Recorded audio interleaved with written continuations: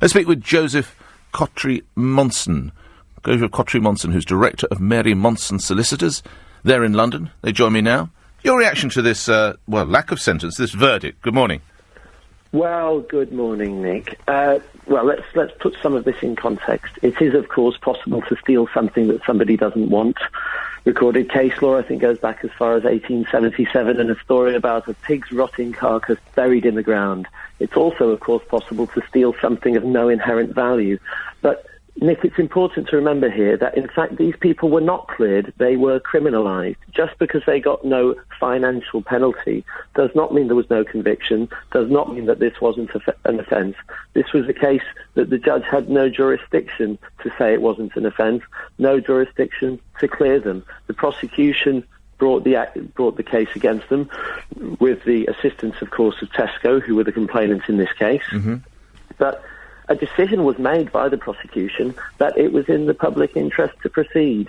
Now, I know that we'll disagree on this, Nick, but many lawyers, clearly the judge, and I suspect a few people listening to this station this morning will actually say this case is very, very unsettling.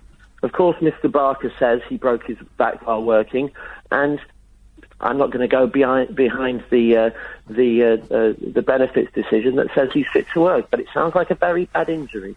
Of course, we've heard that there are two sides to every story, and he managed to climb a fence. But the reality here, in practical terms, is these are not criminals. These are hungry people. Oh. This is food that wasn't going to be sold by anybody to anybody. And what on earth, Nick, is the merit in pursuing these people in the court? Because a crime is a crime, Mr. Kotrie-Monson. I'm so sorry, Kotrie-Monson, apologies. Not at all.